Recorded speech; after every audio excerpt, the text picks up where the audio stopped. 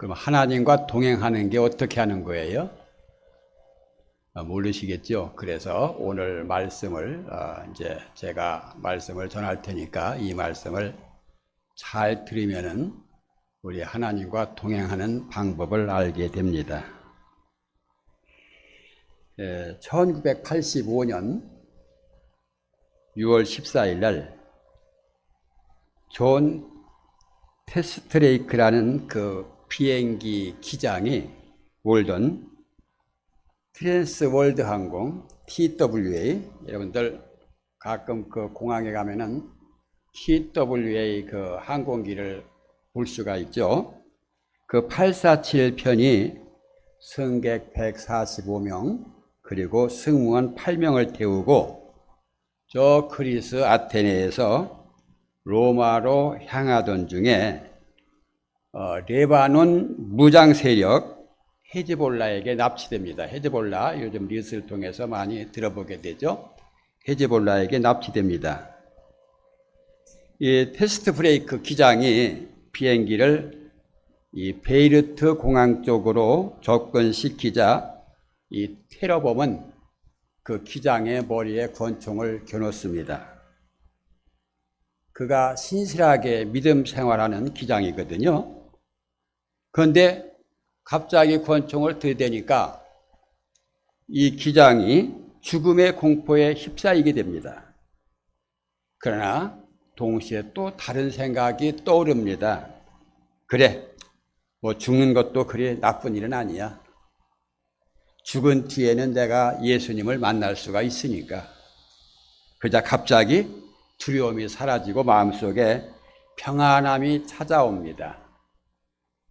이후 17일 동안 전 세계가 이 847기의 피랍 때문에 경악했지만은 이 테스트레이크 기장은 당시의 일을 이렇게 떠올렸습니다.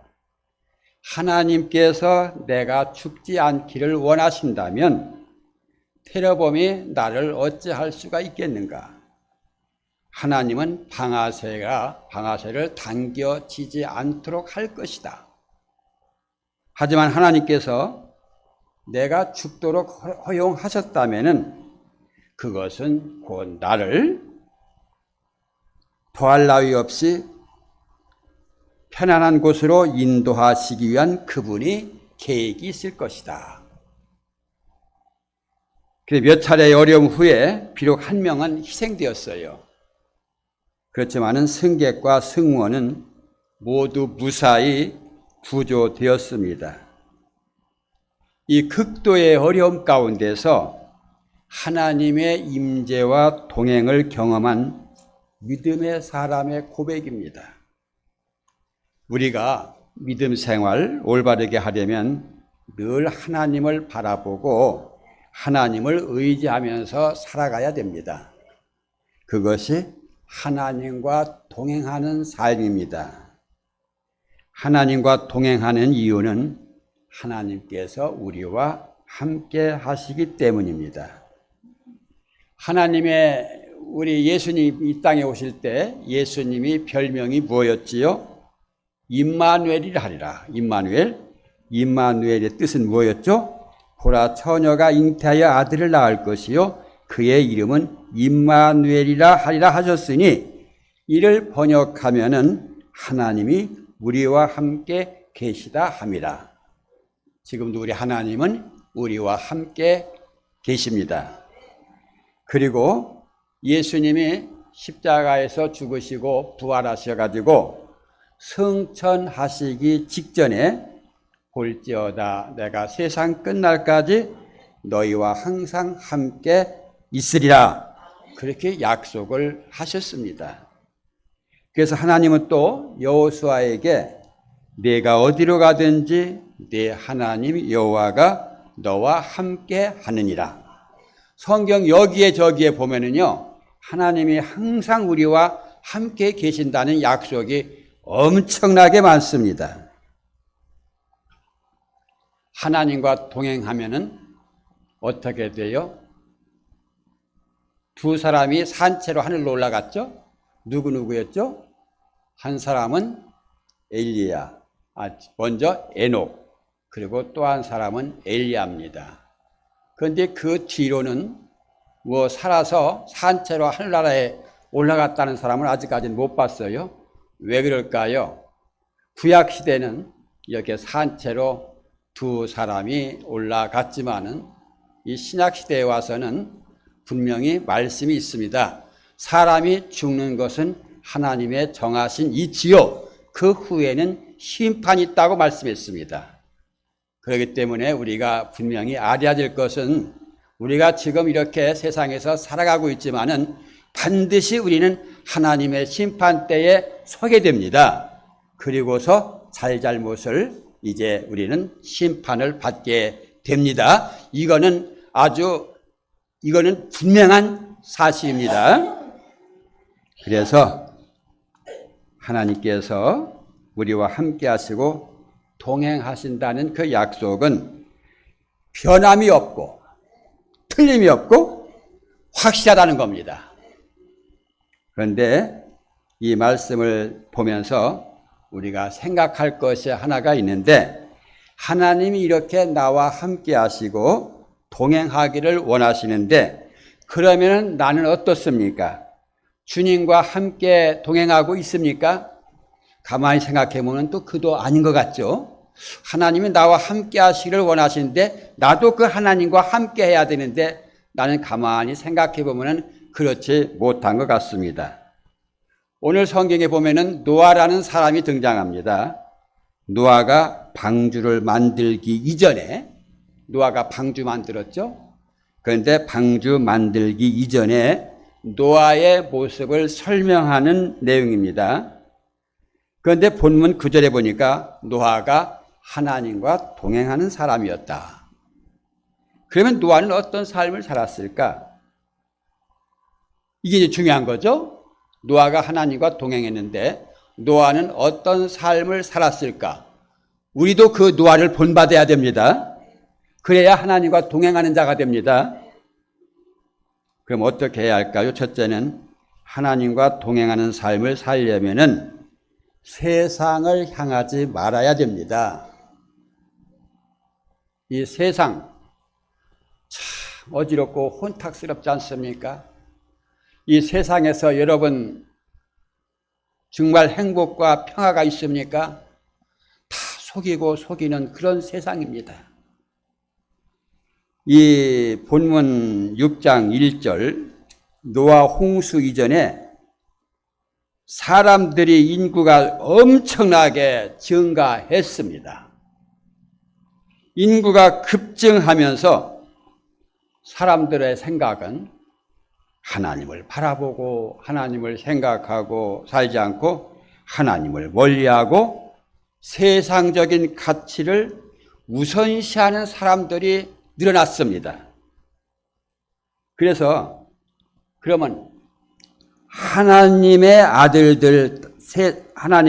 사람의 딸들이 여기서 나오는데, 하나님의 아들들은 하나님을 섬기는 셋의 후손들.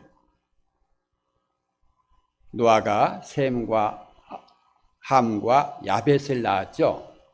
셈의 그 후손들은 하나님의 아들들이었어요. 이들은 정말 세상에서 믿음을 지켜야 할 사람들이었습니다.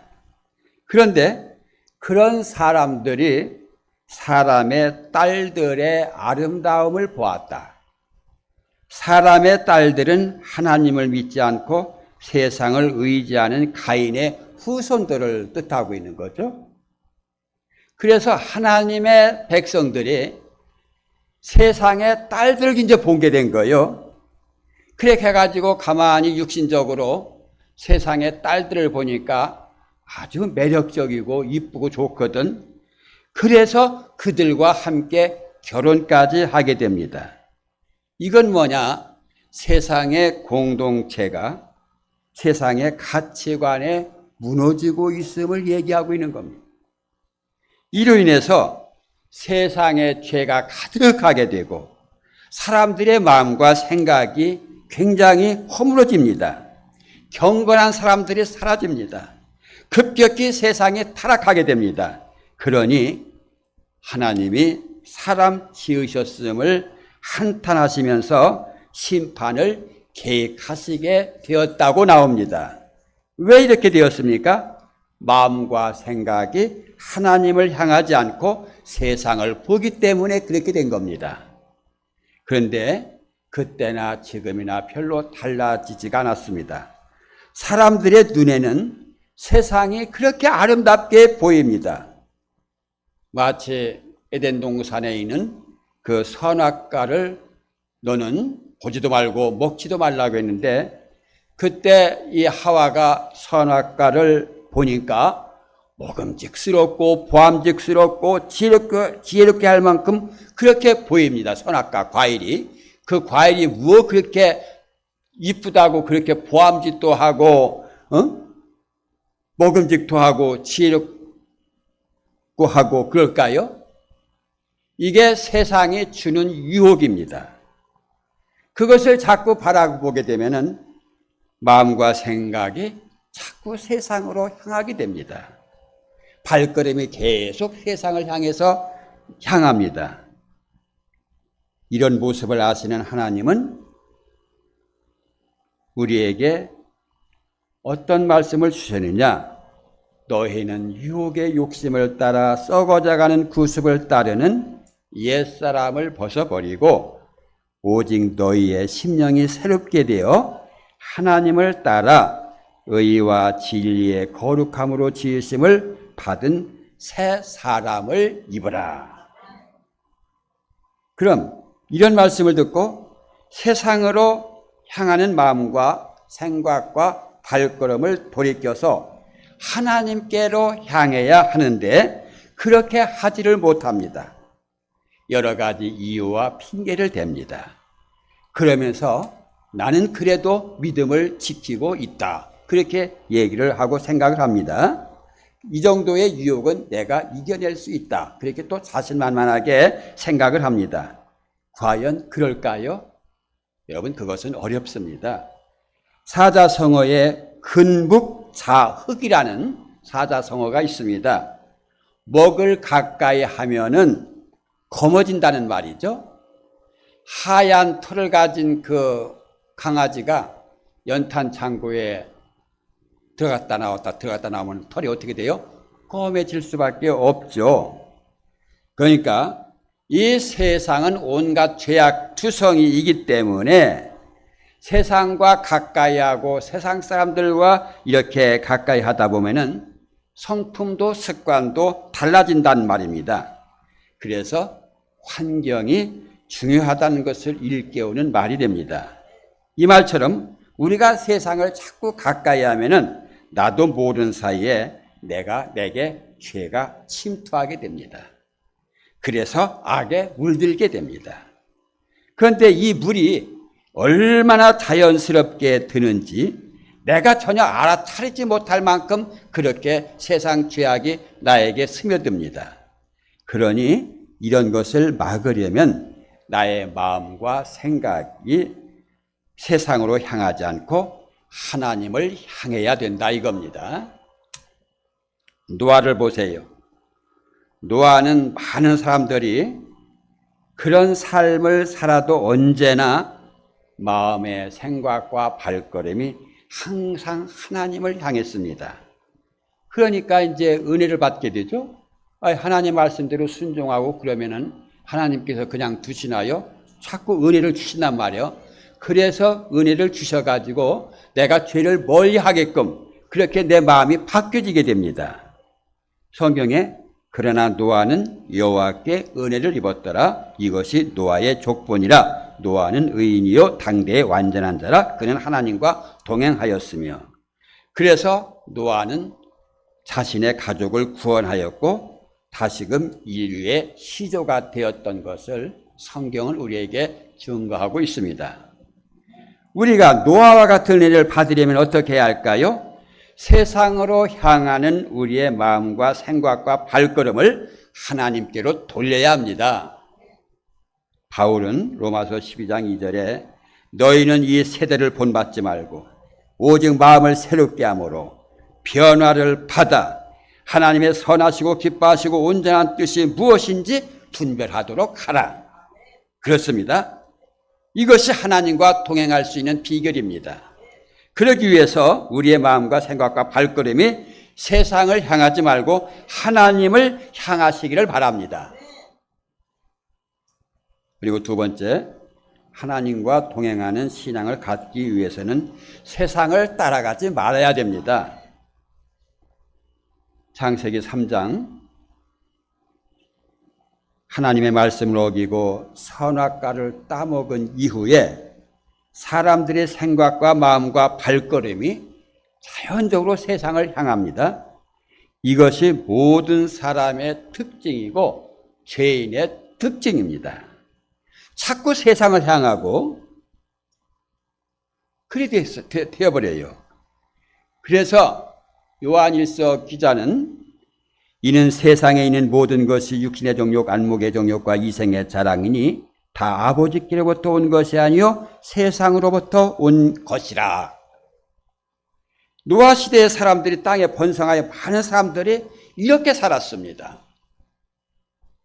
물론 믿음의 사람들도 그 중에 있긴 있었지만은 전부 육신의 정욕대로, 안목의 정욕대로 이생의 자랑을 따라가다 보니 믿음을 가진 사람들이 믿음을 가지지 않은 사람들의 모습을 보고 그들에게 빠져서 그들과 결혼합니다. 아예 하나님을 섬기지 않은 사람들과 가까이 하고 그 사람 따라가다 보면은 믿음이 좋아질 리가 없죠. 믿음이 좋았다면은 믿음이 있는 믿음의 사람들이 아름다움을 보고 그들과 교제하고 그들과 결혼했을 거 아니겠습니까? 그런데 믿음이 없다 보니 믿음이 없는 사람들과 만나서 그들을 따라가고 그들을 본받고 그들과 결혼해서 자녀를 낳아서 이제 믿음이 점점 단절되어 갑니다. 그래서 하나님께서 진노하신 거예요. 그래서 하나님은 내 영이 영영 사람들에게 머물러 있지 않을 것이라고 말씀하고 계십니다. 이렇게 죄라고 하는 것은 하나님과 우리를 완전히 단절시켜 버립니다. 그런데 노아는 그 시대의 사람인데도 하나님만을 따라갑니다. 노아에게 가장 황당한 것이 무엇인지 아십니까? 하나님께서 산에다가 방주를 만들라. 그 당시에는 그렇게 비가 그렇게 온다는 개념이 없었거든요. 그런데 하나님께서 물을 막 엄청 내보내서 다 심판하시겠다. 그런데 노아가 가만히 보니까 벌건 대낮에 비올 그런 조짐이 하나도 안 보이는데 그것도 산에다가 방주를 만들려고 하는 거예요. 그런데 방주를 만들려고 하는 것도 아주 구체적으로 가로, 세로, 높이 이런 거를 아주 정확하게 일러줍니다. 그리고 하나님이 이렇게 말씀하십니다. 내가 홍수를 땅에 일으켜 무릇 생명의 기운이 있는 모든 육체를 천하에서 멸절하라니 땅에 있는 것들이 다 죽으리라. 아예 비가 와서 다 죽는다는 것은 노아가 이해가 도저히 되지가 않는 겁니다. 비가 와서 산사태가 일어나서 몇 명은 죽을 수도 있겠지만은 인류가 다 죽는다는 것은 이건 상상할 수가 없는 일입니다.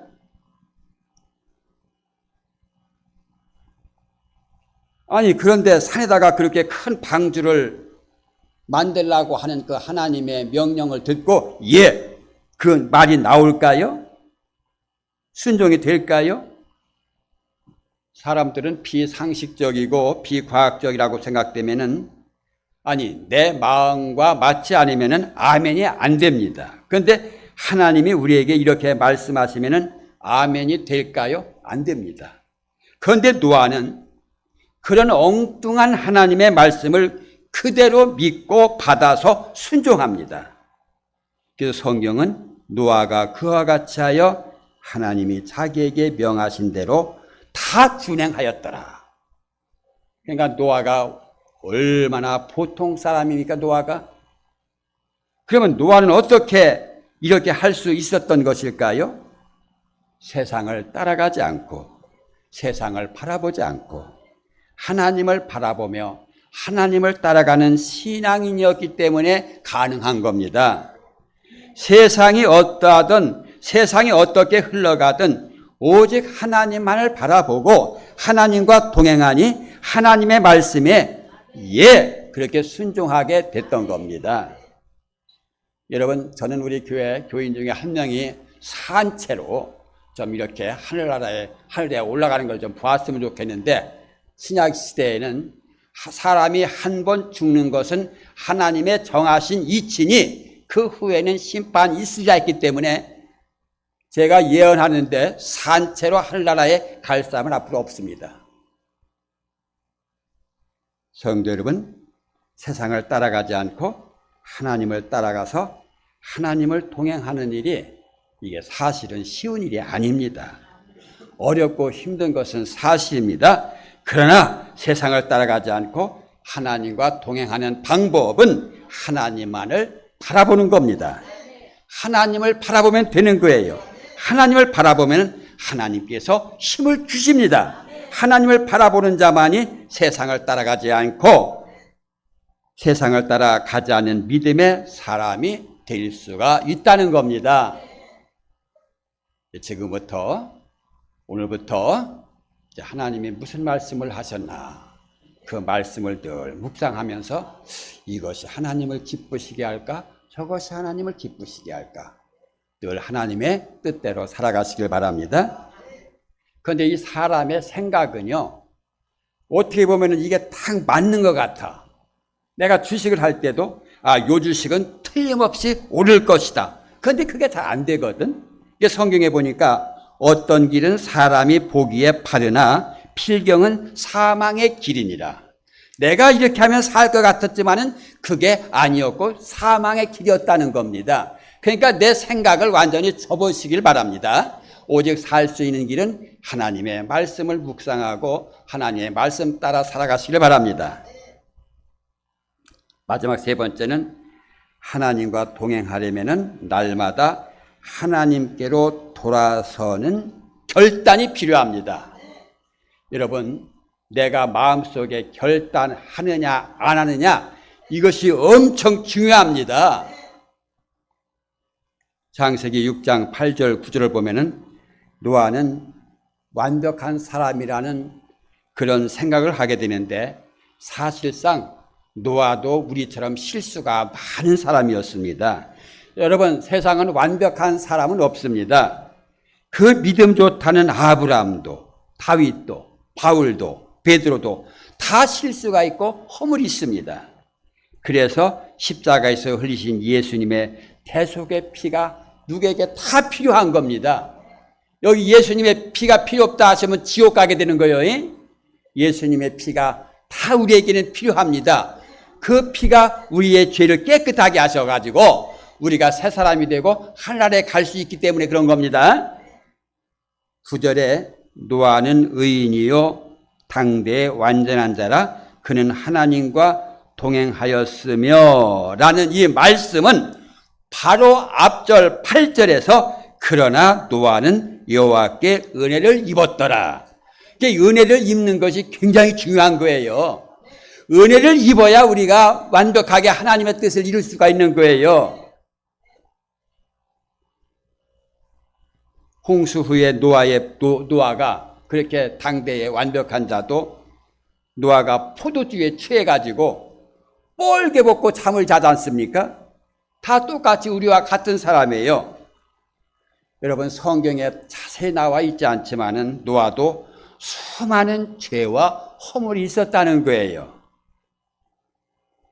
노아가 이렇게 의인이요 당대 완전한 자 하나님과 동행하는 사람이 될 수 있었던 것은 하나님의 은혜를 입어서 날마다 세상을 향하던 마음과 생각과 발걸음을 주님께 돌렸기 때문에 그런 겁니다. 여러분들의 그 머리 위에는 새들이 계속 왔다 갔다 합니다. 그런데 새들이 앉으면 어떻게 그러세요? 여러분들 뭐 잣거나 쫓겠죠. 그런데 새가 내 머리에 앉도록 내버려 두는 것은 그건 내 책임인 겁니다.